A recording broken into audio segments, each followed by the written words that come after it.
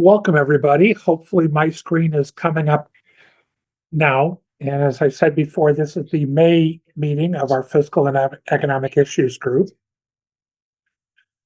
And as David likes to talk about, we try and give you the facts and the sources for those facts so you can sharpen your arguments when you're talking to people and better communicate to your audience, whether that's on Facebook or Twitter /X/ comments on the articles on New York Times, Washington Post, and other sources like that. So here's the sort of an outline of today's meeting: an economic overview, the labor market, gross domestic product, the federal budget, household finances, etc. And as we see, Trump inherited a good economy, and I'm not going to read all of these, but you can look through them quickly. He inherited a pretty good economy, although he likes to talk that it was a terrible economy. But it's basically, if you look at it, it was basically about as good economy as we've had in the last 40 or 50 years. And even after Trump came in, he's played games with tariffs and various other things. The historical economy still looks pretty good. Jobs growth has been pretty good. Unemployment is still low. Inflation so far has been low. There's reasons to think that those metrics may get worse in the next 3 to 6 months, but so far the metrics are looking pretty good. So let's look first at the labor market, which is probably the most important metric, especially with regard to things like recessions.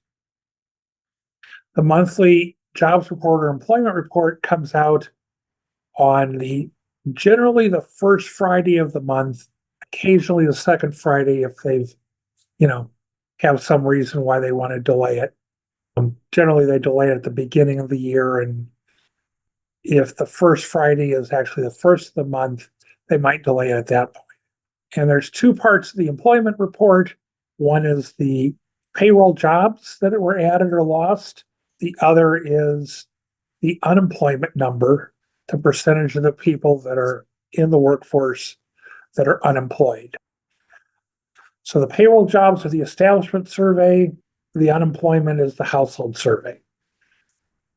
Looking at the payroll jobs, there are now about 7.2 million more payroll jobs than pre-pandemic. So going back to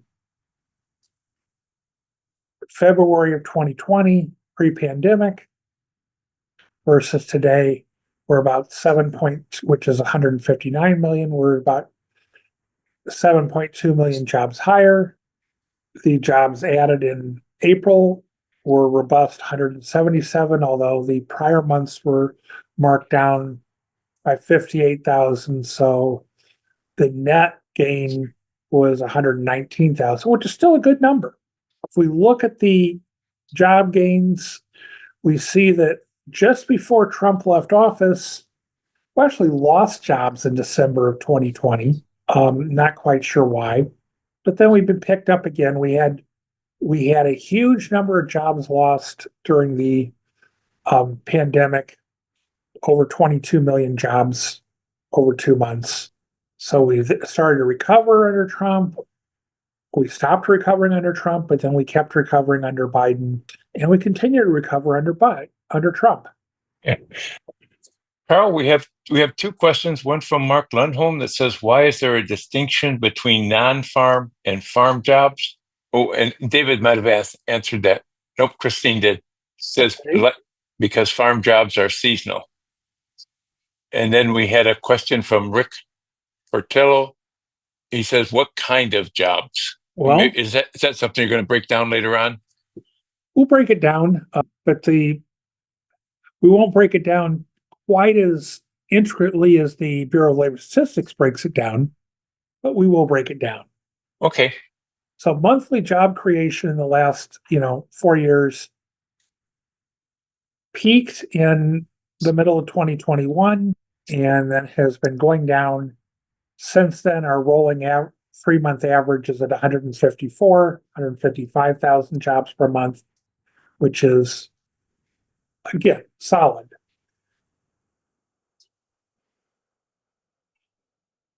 Now, federal government employees, officially, we've lost 26,000 federal government employees since January. If you're paying attention to the news like I am, it seems like it's a heck of a lot more than that. Reuters did a report in April that said that we've lost 260,000 federal jobs. However, the official statistics say that workers that are on paid leave or severance pay are still considered employed. So all the people that took Elon Musk's offer to get paid through the end of September or whatever it was, not work, but get paid through the end of September, are counted as working for the moment. But as those temporary deals roll away, we will have I expect we will have those 260,000 workers drop out of the jobs numbers unless they get other jobs. Somebody had their hand raised, but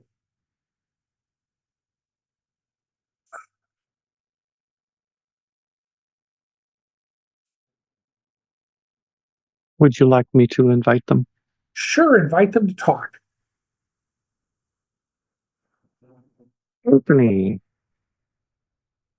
I was just going to mention the JOLTS survey. I don't know if you had a slide on it or not, but the total job openings over the last couple of years have declined from 11 to 12 million to 6 to 7. I can't hear whoever's talking. Karl, they ask a question about the JOLT survey, which we are going to cover. We've got a slide on the job openings and the Okay, that's coming up. all right. Again, not as good as it was a few months back, but still not bad. Okay, the unemployment rate tells us what percentage of the labor force is not working. The U3 unemployment rate, if we look at 0.6, it's people who who had not worked in the prior month, actively looked for work in the prior month, are available for work, and does not have a job. The U6 rate includes everybody in the U3, plus it picks up people who looked for a job and haven't had a job, but they looked sometime in the last year, as well as people who work in part-time who want full-time employment. And that's about 4 million people that fall into that category. So the U6 rate is higher than the more typically reported U3 rate. Now, this is the U3 rate. And when Trump took office, it was at 4.7%. It went down to 3.5%, popped up to 14.8% back in April due to the pandemic. When Trump left office, it was 6.4%, or about 1.7% higher than when he started, which is actually pretty typical for a Republican president. Ronald Reagan is the only Republican president that actually had the unemployment rate go down on his watch. It went up under every other Republican president, from Eisenhower to Nixon to Ford, et cetera, et cetera, et cetera. Went down under Biden, and it's actually come up a little bit and has stayed relatively constant since Trump took office. And 4.2% is a good rate. As David points out here, the average over 60 years or so was 5.7%. So we're well below the historical average. And we would be considered to be at full employment back in 2022, 2023. We had a 3.6% unemployment rate average in those years. We now have about 1.4 million more unemployed than we had back in the 2022-2023 trough for unemployment. We look at the data for the last month. Well, this is a household survey, not from the payroll survey. We see that we added 436,000 people, more people employed as compared to the 177,000 more payroll jobs. Population grew, the labor force grew, participation rate, the percentage of the labor force percentage of the population that's in the labor force grew, the number of unemployed grew a little, and the unemployment rate grew a little. These numbers both round to 4.2%.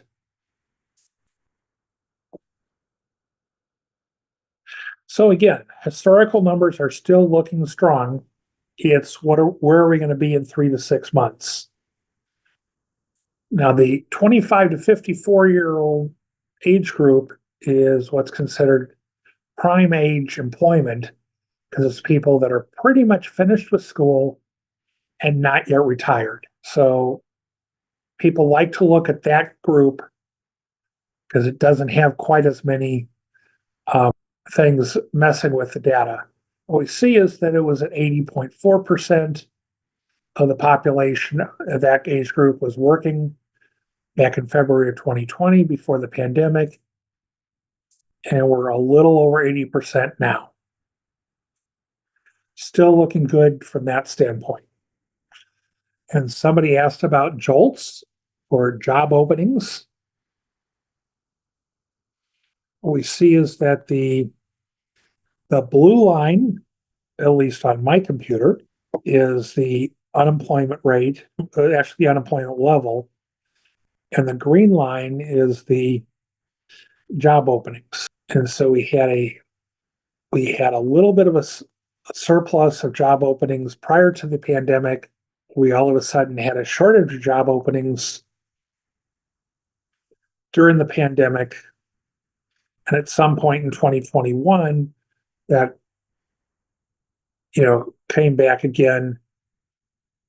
And the number of people unemployed went down below the number of job openings. Well, that gap has closed in the last several months, the last year.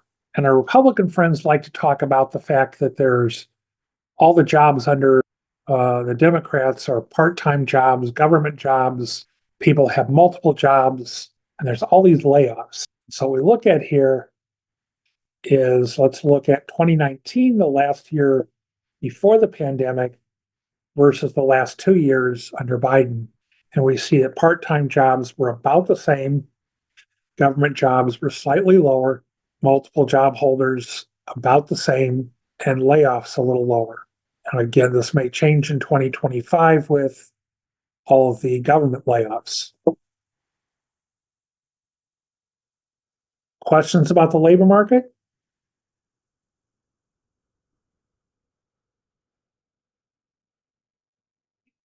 There is a question from Elaine.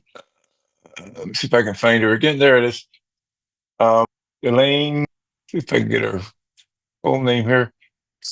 Truxton, maybe? I only see a partial last name. Elaine, can you? It's Truxus. Okay. Can you unmute and ask your question? Hi, I'm Elaine Truxus from Bloomfield, New Jersey. And I wanted to know if the data that we're getting has been altered, to align with the political narrative from this current administration, especially since Doge and all those people got into the computers. I would say in general, no. A couple of reasons for that. One is that you have all those government bureaucrats that do not answer to a party. The methodology to collect this data is pretty solid and does not get messed with, as well as there's private sources like EDP, it's Associated Data Processing and stuff like that, which publish data on payroll jobs, which also provides a check on the government data. So far, I have not seen anything that indicates that there are people mess the data. The only messing with the data I see is fully disclosed that people who are, part of the Doge took the deal to get paid through the end of the fiscal year, end of September, they're still counted as employed, even though they're not working. Okay, looks like we've got Robert Massione has his hand raised. Yeah, I wanted to know how many total government jobs are there? Do we have a number on that? And that would probably, be nationwide with all the government workers we have. I don't know if there's a stat on that or not. I was just wondering if there's a stat. There obviously is. I'm going to try and pull it out of my hat, but I remember reading this past week that there are like 3 million, and I think that's federal government jobs. That's right. And we have the slide on that, Karl. It has the number. Just go up a few. We can show you the slide that has the number of federal jobs. It's about 3 million, and there's about 600,000 in there that I think are in the Postal Service. So it's more like 2.3 million that aren't federal. As far as state and local, that's a much larger number. If you're asking about the states, I can look that up quickly while Karl resumes, but it's you can see here are about 3 million people. Those numbers are in thousands. So where it says 3,000, that's 3 million. And, right about, it is 600,000 that are postal workers, and they are included in there right now. Do you have a question about the state and local as well, or is it just the federal? No, it was, I have somebody that's telling me there's 40 million in government employees. I said, maybe that's including all the municipalities and all the states and all the federal workers, but I can't believe that there's 40 million federal workers, because I had a heated debate on that, and I said, no, that's wrong. And I can look. And the only way it up for you. So okay. I'm looking at the local employment. It's 15 million local government. Right. And so I could see, I could see a massive amount of federal, state, and municipality employer and jobs that there are. I'm massive amount. Probably, I would suggest that there's even more than 40 million. But if you're talking about just the federal DC workers, and maybe around the federal courthouses and all that, some of these people are, I think, exaggerating their numbers. Also, just go back, Karl, a couple slides, or just to that last one in the labor market. I mean, when you look at the number of government employees, the last one, the last slide in this section that has the percent, the myth busting slide. Oh, okay. Yeah. I mean, you hear these myths all the time. Like, people are all upset about, it's all government employees or part-time. I mean, Karl was explaining those ratios are all lower now than they were under Trump, or the same. So that's all baloney. And sometimes you hear the myth from the left that the multiple job holders, everybody's got to have 3 jobs to make ends meet. That's a lie. It's baloney too. The multiple job holders are the same as they've ever been, still pretty low historically at 5% or so. So you just have to be careful with these myths, but the state and local government is not a crazy number.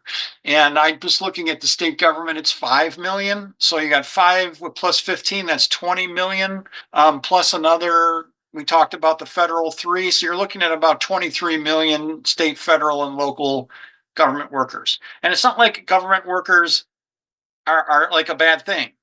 These are teachers, fire, police. I mean, this idea that government is bad is just right-wing propaganda, and people should just reject it. Most of what they say is just nonsense.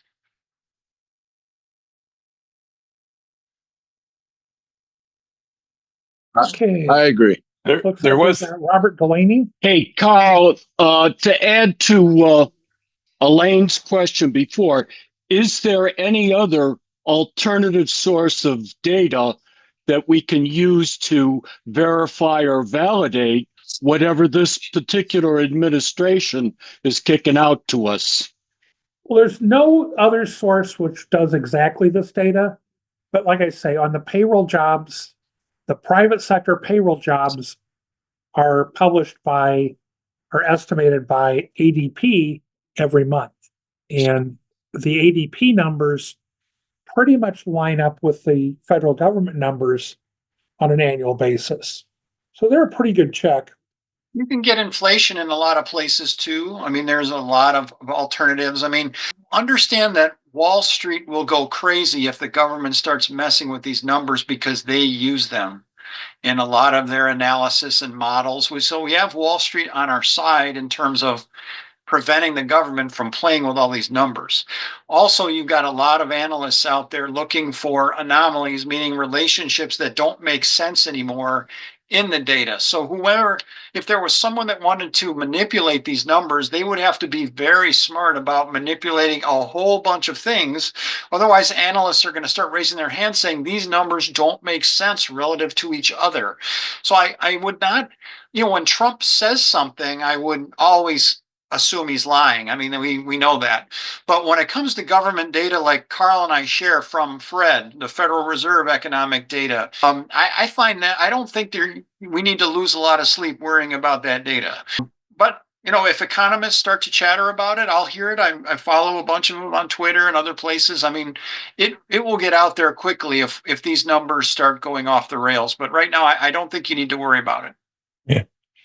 Also, guys, Marcus Brandt a few minutes ago said, I heard on MSNBC that openings for manufacturing jobs is over 3%. Namely, they aren't filling manufacturing jobs. So how will we bring back manufacturing jobs to the U.S.? Can you comment? And I had heard the same thing on MSNBC the other night. Well, the question is, how much are the manufacturing jobs paying? If we're talking about manufacturing jobs that are paying $1 an hour in China and we bring those jobs back to the US, are we going to get people to work for $1 an hour? No. So there's also the question of, do people have the training? Do workers have the training to do the manufacturing jobs? And that's another question. Looks like Ed Spire has a question. I don't have a question. I have a comment in this area. The real issue here is that manufacturing now isn't what it was 30 or 40 years ago. Right now, manufacturing is highly automated, and those open jobs are not people who carry lunch pails in and put screws in bolts. Those open jobs are people who can program robots and who can maintain robots. And we don't have an apprenticeship program or training that provides the skills necessary to fill those kinds of jobs. That's why manufacturing is so different now and why we're struggling to fill those jobs. Thank you. And it looks like Rick Telho has a comment or question. Yeah, just as you were talking, I was doing an AI search and looking at what the likely impact is going to be over the next 3 to 6 months with the supply chain cascades from the tariffs. And I came across this, and I don't know whether this is a hallucination or not, but it does provide a citation to a Yale research group and to JP Morgan. And it's just astounding. And it's so astounding, I can't believe it's true. So I'd like to know whether this is true. And I put the quote into the chat, which is, policymakers face limited tools to mitigate the damage as fiscal buffers are eroded by a 51.6 trillion projected debt from unpaid tax cuts. Does that make sense to you guys? I have no idea, but yeah, that's a kind of a funky number at 51. I mean, the national debt right now is 36 or so, 37. So I'm not sure what their time is. They're projecting it. So probably projecting the level 10 years from now, most likely, is I bet what they're saying. And that's not a crazy number that it could be $52 trillion in 10 years from now. The thing is, the economy is also going to be much, much larger 10 years from now. So Karl and I we have a long section on the federal debt coming up. So let's hold that for then. But I would say is that in the last few years during the Biden era, the debt to GDP ratio, which is a good measure of how much that debt, how big a debt load we're really carrying, was basically flat because the economy is growing so fast. It's growing as fast, roughly, or a little quicker than the debt. thanks in part to inflation. That's the nominal GDP, meaning not adjusted for inflation, growing faster than the national debt. And we'll show you some of that in a bit. But don't ever be shocked by a giant debt number. Whenever you see those, kind of reject that. And we'll show you a slide because the household net worth in the United States today is 160 trillion. It's almost 5 times the size of the national debt. Now, the other part of that comment about a lot of that debt being driven by tax cuts is absolutely true. If you were to, if the Reagan, Bush, and Trump tax cuts had never happened, our national debt would be probably half of what it is. But that's, clearly tax cuts are a big part of it, but you'll also find that really the big driver is tax cuts are the biggest one from a policy perspective. What really drives the debt are recessions, because the tax revenue craters, the spending goes up automatically before you even start putting in stimulus. That's where the giant debt increases are, is that recession. You'll see that debt to GDP ratio jump after each recession. It's like an accelerator, whereas the taxes are more, we'll say, insidious. They take place over time and they're not as obvious in the charts. We'll get more to that. Yeah, well, just a quick response to that, because the sequel sentence says, without a swift reversal of tariff policies or coordinated global de-escalation, the odds of a consumer-driven recession will approach 50% by the fourth quarter of 2025. That sounds like a reasonable chance. I mean, if Trump were to drive the really high tariffs and if they continue, there's definitely a chance of a recession. And there are different groups. I've seen 50% numbers from different ones. So I think that's a credible number, that if you do run high tariffs, you could have it. But let's disconnect that from the debt. Those are two different things. In fact, running a giant deficit might actually help you avoid a recession. So let's keep those two things as separate entities for now. Okay, moving on to GDP, which used to be one of Trump's favorite measures until the most recent quarter's numbers. It's a measure of the national output or size of the economy. It's reported quarterly at the end, a month after the end of the quarter. So the first quarter was reported at the end of April, and it will be revised twice at the end of May and the end of June. And the end of July, we'll get the initial report of the second quarter of GDP growth on an annualized basis. Like how they all have different convictions, right, and they stick to them. Yeah.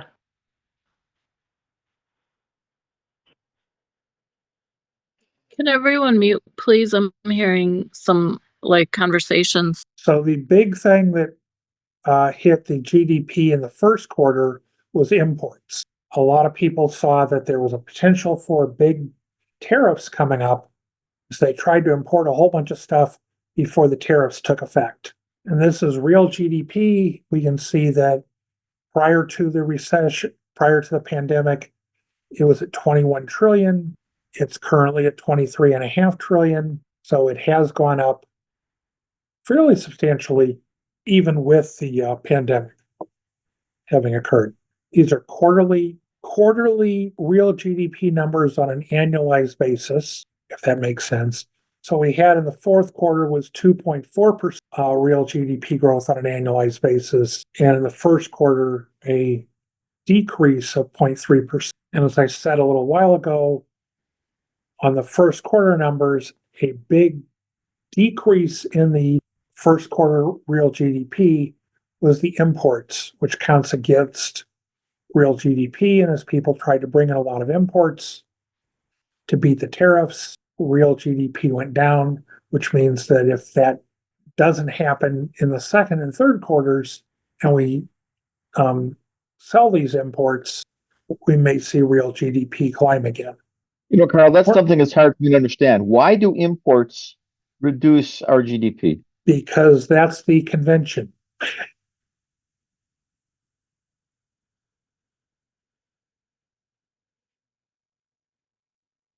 It's the way we do the numbers, or the way the government does the numbers, and have done the numbers for decades. Can anybody tell me what the thought process is behind that? Well, gross domestic product is what we produce. And if we're importing stuff, then we're not producing as much. I think back about 2 slides, there was actually a formula in that text slide. It Yeah, makes right there. sense if you follow the money flows too, because exports are clearly a benefit to GDP. So imports should not be. Part of that is the double counting, and I stepped out for a minute, so I apologize if I missed it. But the part of the reason why that M is negative, the imports are negative, is that the numbers are already factored in other places. So when you are a consumer and you're buying an imported item, or when you are a business is investing in, buying machinery or something from overseas, those are imports, but they're also in that C and the I, and so that's being taken out of there. So it's the math is a little tricky, but that's the idea. That's where that second part of the highlighted is imports are a reduction because they're also included CI and actually G as well. They take them out to avoid double counting. So would like an iPhone be considered an import? It would be an import, but it would also be something that was bought. It would also be consumption. You buy $40 worth of something, and you produce something and sell it for $60. The gross domestic product is $20. You increase the value from the thing you bought. So you minus the 40 that you imported, and you sell it, and you include the 60 that you sold it.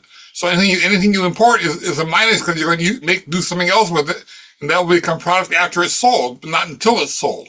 That makes sense. Okay, and here somebody talked about what's the likelihood of a recession, and the National Bureau of Economic Research is the official judge of when we have recessions, and it's not 2 consecutive quarters of negative real GDP growth. So it's 6 different metrics that are here, and most of them are going up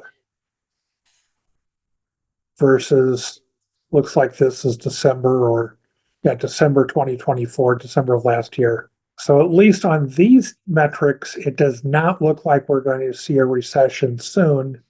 However,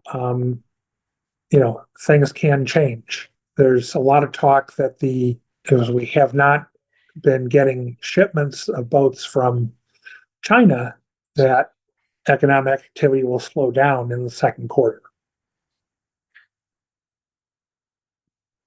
Hannah has her hand raised. Oh, I was wondering if all these factors are equally weighted. No. And does that indicate here anywhere or no? No, because the folks that are part of the National Bureau of Economic Research don't necessarily weight them the same in every instance. Okay. Jim. Just as an example, would any one of these tend to be carry more weight traditionally than others, or is there any trend at all like that? I would say, in my looking at it, that employment level and payroll employees, which are the second and third items listed on this, are probably the most important. And certainly we saw that in the pandemic recession, where we had a huge drop in employment, and they decided it was recession, even though it was a very short recession, under 3 months. Yeah. Okay, if I come in with my question now? You're Jim? Jim. Yes. So a little bit I know about what to look for leading indicators is the Dow Jones Industrial Average and the S&P are very popular to quote, but for future growth or recession or shrinking is the Dow Transportation Average, because it takes into account everything that's going into ships, everything that's going into railroads and all that. And the quickest thing to look at is the price of crude oil, because if the amount of shipping has gone down and the ships burn diesel and the railroad locomotives burn diesel and all that kind of stuff, when the price of crude oil goes down, it can be an indicator of a future recession. So I'm wondering if you're thinking or looking at the Dow Transportation Average to see a recession coming. And the most drastic thing that happened was during the pandemic, where the future price of a barrel of oil actually went negative for a very short period of time because all the gears in the whole world economy ground to a halt, and then the crude oil didn't just go down, but for a very short, odd period of time, the price of a future delivery of oil actually went negative for a little bit. I don't tend to look at those other items, kind of wait to see what happens, and mostly look at the employment numbers as the things that I look at. So again, I'm going to be a trailing indicator of a recession, but otherwise you end up, if you remember a couple of years back, everyone said we were going to have a recession in a year. All those other indicators were telling us we were going to have recessions, and it never happened. And all these indicators look solid throughout that time. Like we were sharing this slide saying, what are you talking about? Recession? You're crazy.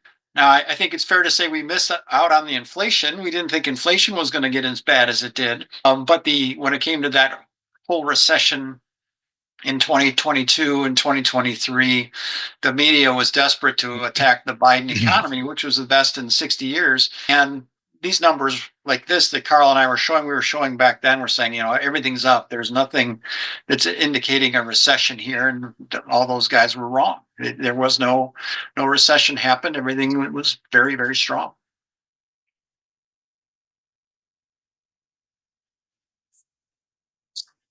So again, people are saying, a lot of the economists are suggesting that we have about a 50% chance of a recession by the end of the year.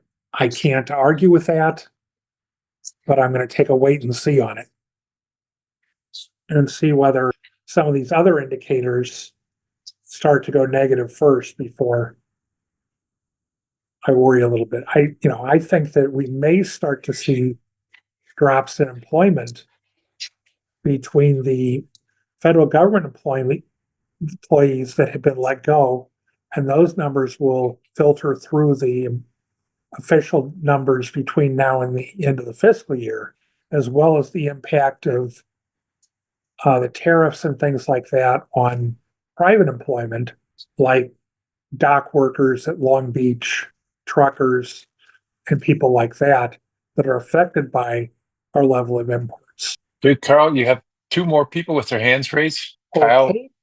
Kyle and see them, so you call them. Okay, Kyle, go ahead, please. Unmute yourself. All right, yeah. So this was just kind of circling back to the point when people are kind of asking about the imports affecting the GDP stuff. So just to kind of provide a bit of an example from where I work. So I work for a product company that makes a variety of different office products, and they have manufacturing overseas as well as in the US. They have a factory in New Jersey that makes like paper clips and clipboards and stuff like that. Back when they kind of figured that the Trump tariffs were going to be a thing, right? Like they tried to import a bunch of stuff in from China and Malaysia and stuff before the tariffs hit.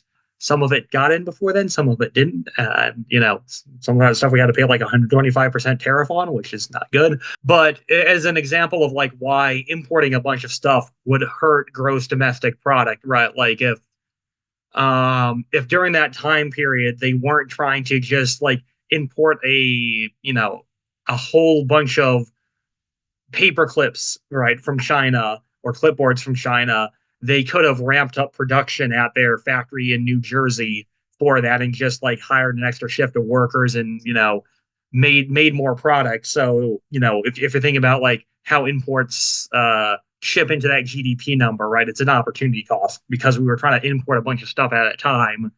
That's times and resources spent not ramping up production here in the US.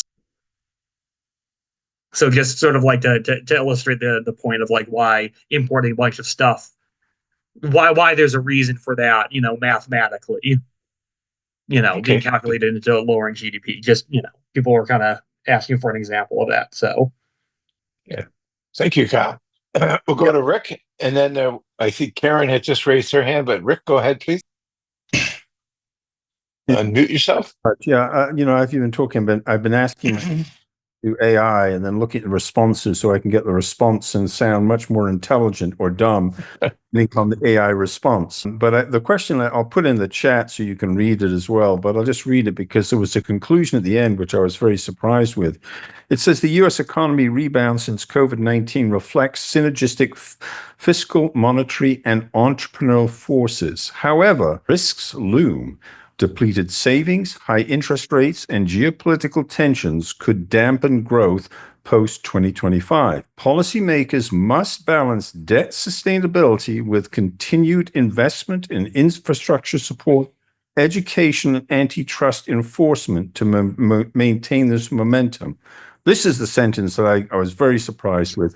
While recovery rigor is undeniable, its durability hinges on addressing structural inequities and fostering inclusive innovation. Interesting. I'll share the full AI link at the end so that if people are interested, they can.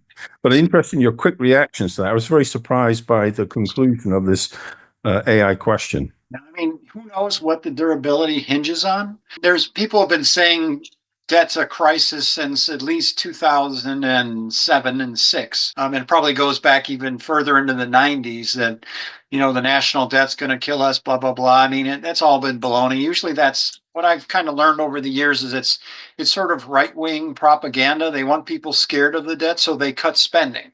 They never say, the debt is scary, therefore we should raise taxes on the rich, right? The Republicans never say that. They say it's got to be spending cuts. And so that tells you kind of where they're coming from. So when they talk about, balance the debt sustainability, I could argue that that's got nothing to do with it. The infrastructure, education, antitrust enforcement. I mean, education and infrastructure, those are investments. Clearly, I think those will always be important. Whether antitrust enforcement is really that big a deal, if it stays at the current level or goes up or down much, I don't think that's going to matter. I mean, but that's just, anybody could say that. But what does it really come down to is, how do you make sure that people have really good purchasing power? That real wages, real meaning inflation adjusted wages are growing, that real median household income is growing. How do you make sure that that happens? And if households are in great financial shape, and we're going to go through a section on that here, which the majority are, there's always some left behind. I think that's the key. And I don't know that any of those factors necessarily matter. They may. I could be wrong, but I wouldn't assume that the AI is necessarily right there. That's what I mean, it seems like conjecture to me, but it's just, it's helpful for generating different perspectives and there are people with these views, you are going to see people that think antitrust is, if you don't break up the monopolies, the economy is going to collapse. Probably not. The national debt, we'll go through that in detail here. Probably not something we need to worry about. But tariffs, if you destroyed international trade, if they were high enough, that could be a problem. That's one of the few things that could really derail the economy quickly. On the other hand, the Trump tax cuts, and we're going to go through them here, as awful as they are, probably going to boost the economy. So it's not it just depends on what the thing is that's happening. And that's why we try to explain this as best we can as we go. But the economy is this giant wheel that has a lot of momentum, and it takes a lot of damage to slow it down, or a lot of little things or a couple of big things. And that's just, they're not out there right now on the foreseeable horizon. There could always be a giant war that pulls in all of Europe and everything changes. But, realistically, things continue as they have lately, we should be fine. Is a link in terms of raised hand? We have two more raised hands. We had 30 and then one went down. But I'm thinking maybe you want to cover this next section, and then at the break time, we'll circle back and catch the questions from Elaine and Jim. Okay, we can do that. Okay. So we got the federal budget, which is being debated as we speak. And I think there's supposed to be a vote at 1:00 tomorrow morning. So it's a moving target as to what the heck is in it. So what's here probably isn't what's in the current bill. That said, it's a decent, we've got tax cuts. And again, this is how we get ourselves into budget deficits. We've got huge tax cuts, and then we've got some spending cuts that are look to be a lot of cuts of Medicaid and food SNAP benefits. And the bill as it sits, as of a week or so ago, the benefits basically go to the upper class, and very few benefits go to the lower class. I've seen some stuff in the last couple of days that people making less than 30,000 a year are actually going to see their taxes go up. So it changes these numbers a little bit. It's not those earning less than 15,000, it's those earning less than 30,000, and even those earning a little bit more than 30,000 aren't going to see much in the way of big tax cuts. And this is just, again, an estimate of where in the income scale do the benefits go. We're showing here that at 100,000, you only got about all those people that earn 100,000 or less are only getting about 15% of the 16% of the benefit. And then you can go up from there. So this is the cumulative distribution and a little more complicated math, but I mean, you can see the chart with the exact numbers, the table, and then going up. So as you get to the top, that's where all the benefit is going. Shocking.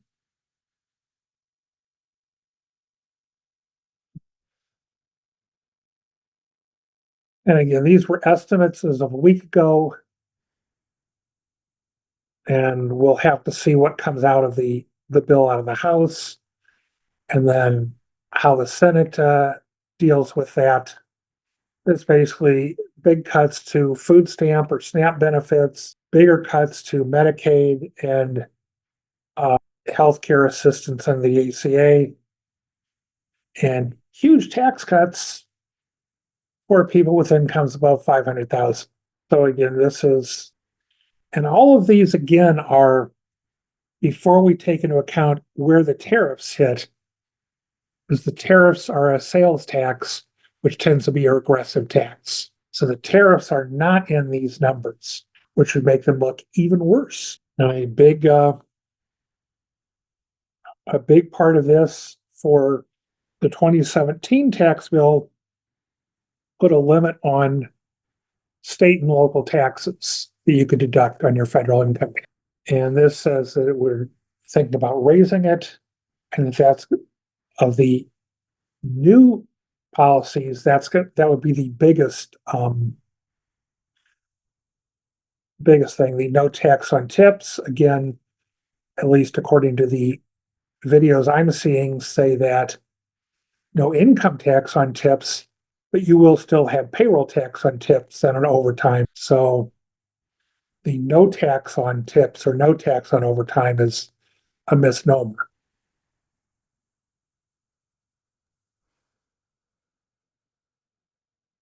And one of the things Democrats have to watch out for is the support for SALT, because it is so progressive, or it's such a SALT cap is a progressive tax increase.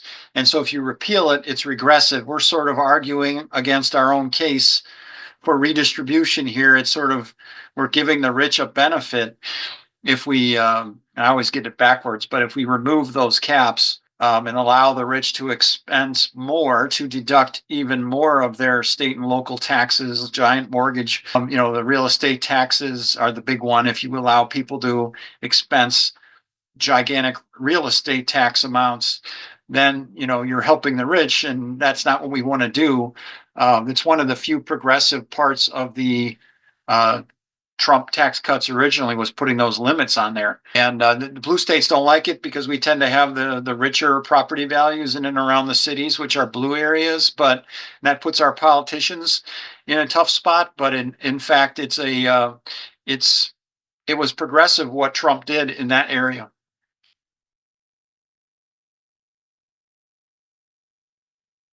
And again, this is looking at future budget deficits under if the Trump tax cuts were to expire per current law. Deficits increase, but not by as much as if the tax cuts are extended. So we're adding about 4.6 trillion over 10 years under the proposed Republican plans.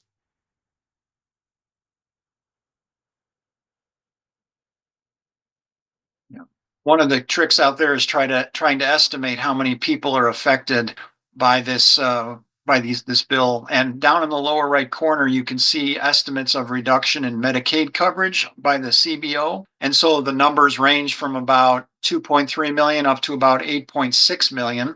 And then because a lot of those people will still find insurance, roughly half, you can see the number for the increase in the number of uninsured people. And they're about somewhere in the neighborhood of 25 million uninsured right now. It's very low compared to where it's been historically, where it was, what was it, Karl, like 45, 46 million before the ACA? I think that's correct, yeah. Yeah, somewhere in that ballpark. So when you look at adding 2.4 million people in that lower left corner under option one, if you're adding 2.4 million people, you're increasing the number of uninsured by almost 10%. You're going from, it's 10% more people that are uninsured. So it's a lot. I've seen a number thrown around that's in the 13 millions, but I've also seen that rebutted in different ways. This is the CBO. You can't get a better source, and that's kind of where their estimates are as of May 7th. A letter they sent to a couple of Democratic congressmen that were asking the right question, which is what do you think the impact on Medicaid coverage and the uninsured is going to be? And the CBO answered them. So these are part year deficit numbers, so they confuse the heck out of me. Yeah, I mean, think of it this way: as Dodge has not had much of an impact yet. That's for sure. I mean, the deficit is up significantly so far relative to last year. And Karl has always explained this well, that, the fiscal year, just to be confusing, runs from October 1 to September 30. So we are, how many months now? Is it 7 months? Yeah, 7 months into the fiscal year, and we're running a deficit that's 200 billion larger than last year. Now, Karl and I think we're on the same page here that we don't blame the president for the first year deficit. We usually blame them after that. Like this year was budgeted by President Biden, this fiscal year. So it's running 200 billion above it, just pointing out that despite all the noise about Dodge and this and that, there's really been you're not seeing any real impact on the budget deficit from that. You're not seeing it in the spending. You're not seeing it in the receipts. They're both, up versus last year. And so the deficit is up. David, Karl, can you tell us what the CBO stands for?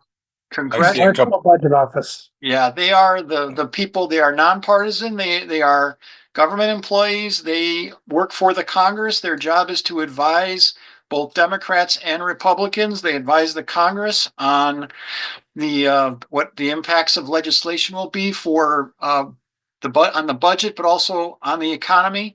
They're incredibly informative. The Budget and Economic Outlook is sort of their big annual report that they do. It's called the Budget and Economic Outlook for 10 years out. And you can learn an incredible amount by reading that. The good news is it has lots of pictures. It's filled with graphs and charts, and it's written for congressmen who are mostly lawyers, not economists. So it's written in English. And a normal person with a little practice, and after coming to our sessions a few times, will be able to handle the Budget and Economic Outlook without too much trouble. But read as much of that as you can. You'll just learn amazing amounts of information, and that's what they're there for. And they are considered from an analyst perspective, they are the most credible analysts. The Bureau of Labor Statistics and the BEA, they generate the data. CBO generates some of its own data too, but for the most part, they are analyzing the data from others and then doing their best to estimate the impacts of this. They have a whole bunch of PhDs. They work with the private sector directly to try to come up with the best possible models that they have, and they are considered the gold standard for this sort of thing. Just one last thing I'll say about it is just to be aware of is that when they do their estimates, they are assuming, by law, they must do this. They must assume that laws that are currently on the books will continue or expire as legislated. And so when Karl showed you that slide a little while ago saying, here's the baseline, here's what CBO is assuming will happen, assuming they must by law assume the Trump tax cuts expire. And once the law changes, they will then change their baseline. And so you can actually compare the impact of the laws by comparing the changes in baseline. And they will report that soon. I'm not sure when they're going to score the current bill, but generally they're working on it. They will publish a scoring of whatever law as it gets near the finish line. They will get a score out there, and we'll be able to see exactly what the final tally likely will be, unless there are last second amendments to it. They are a phenomenal bunch of public servants, and we use their information a lot. And in our current political climate, they actually turned away Doge and made it stick. They are not an executive branch function.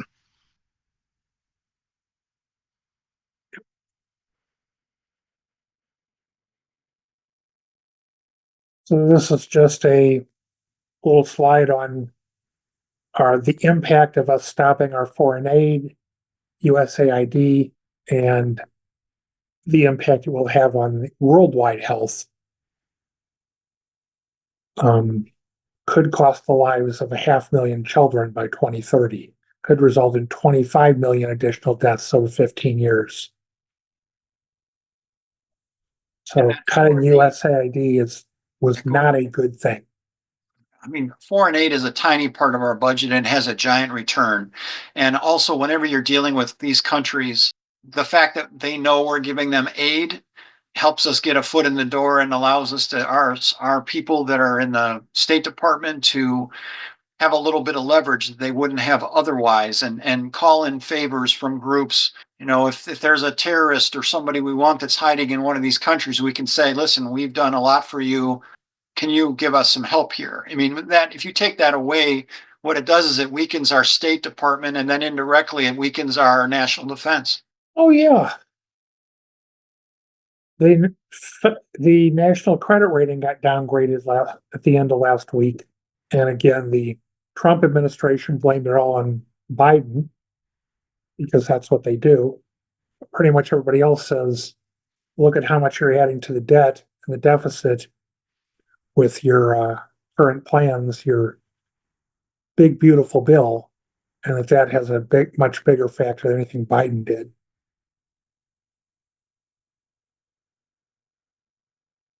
And this is one of David's favorite graphs, which is that if we compare household net worth to the national debt, household net worth is much, much bigger than the national debt. And we can't tax net worth currently except at the margins, but this is there to say we can't afford the national debt is kind of a misnomer, because our net worth is multiples of our national debt. And here we've got one. Could I just quickly make a comment on that? Because while I accept what you've said, as fiscal conservatives would say, well, actually, it's good to have as low a debt as you want to pay off your debts as soon as possible. And I don't hear that. Here we have a Trump administration which is giving huge tax benefits to the rich, as you clearly illustrated, and is screwing the poor, which was the last sentence on the comment that I shared. But the problem is nobody's really talking about the fact the economy is much stronger than what people believe, and it'd be very difficult for Trump to completely derail it, number one. And number two is that it's designed to escalate inequities. And to me, that's a double failure on account of the Dems. One, promoting the fact that the economy is strong, independent of Trump, number one. Number two, he's gonna tip the balance even further in favor of the rich. And why isn't anybody really talking about inequities? Yeah, those are great points. I mean, and I suspect Ed is out there. Ed's one of our buddies. We've been working with him for a long time. He's going to jump on that one probably pretty soon. But we do first of all, I'm going to throw another shout out to the Congressional Budget Office. They do a fantastic report on income inequality.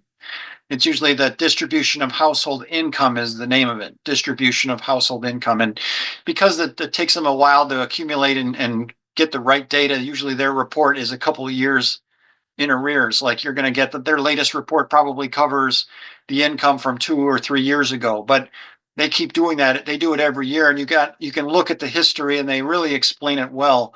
Everything you just said, I agree with. I would just tell you that, and I'm sure you know, the Republicans are not really fiscal conservatives anymore, and If they ever like to were. argue that. But if they ever were, I mean, Karl will tell you, and Karl and I have shared this last month. We went through this. The deficit tends to go up under Republican presidents, and it falls under Democratic presidents. And the main reason is 10 of the last 11 recessions started under Republican presidents. And the second reason behind that is the tax cuts. I mean, they do not cut spending. And when you look at the CBO data going back to the 1960s, when you compare the only presidents that have had spending cuts, meaning a dollar cut from one year to the next, they only happened under 3 presidents, all Democrats, LBJ, Obama, and Biden. Those are the only 3 presidents that had actual dollar cuts from one year to the next during their administration. And none of them were Republican. They never do. So it's just part of branding. And we get into this. We don't want to go on a tangent too much because we're not the marketing department, but the Democrats have a lot to learn about marketing our achievements and our marketing our frankly superiority on all things economic and budgetary to Republicans. The Republicans poll as well or better than us on their stewardship of the economy and the budget, and there really is no comparison. We just destroy them. And it's just one of the things that we got to work on. So this is in terms of how tax hikes on the rich can balance the budget, taking away the tax expenditures to the top 20%. Be one way to do it, and could probably be done under current law. Moving the cap for Social Security can be done under current law. A net worth tax probably cannot be done under current law. What can be done is to make things a little bit more strict in terms of estate taxes, so that as estates are taxed or transferred from one generation to the next, the government picks up more money there. But as far as taxing 10% of Elon Musk's net worth, unless it's realized income, probably can't be done. And and I agree with everything Karl said, just on the tax expenditures, just to be clear what that is. These are deductions, exemptions, capital gains, preferential rates. It's anything that gives you a discount off of just paying the straight up income tax rate tables. And the rich are really good at doing that. And the top 20% alone, they're they're actually more than $2 trillion per year in tax expenditures, and the top 20% get about $1 trillion of it. They get about half of it. So if you just say the top 20% can't have those, they just got to pay the rate tables, you pick up almost $1 trillion a year.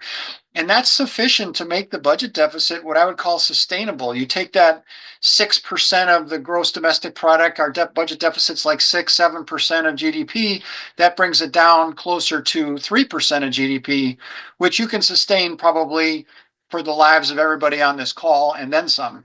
And so, and you can actually balance the budget and take it into surplus if you were able to do what Karl's saying, or if you had really aggressive estate taxation, or if you could find a way to make it constitutional and do it right out of their realized gains or unrealized net worth, then that would be great. But it's not going to be easy to do. That will face a bunch of hurdles, but you could do that tax expenditures piece. You can do clearly the removing the cap on the Social Security payroll tax is another one that's a real winner. Helps you in a lot of ways. We're due for a break, Karl. We usually let people take one at 8, but we've been answering a lot of questions. So do we want to resume at 8:30? Sounds like a plan, and then we'll come back and we'll start by picking up the raised hands questions, about 8 people. Sounds good.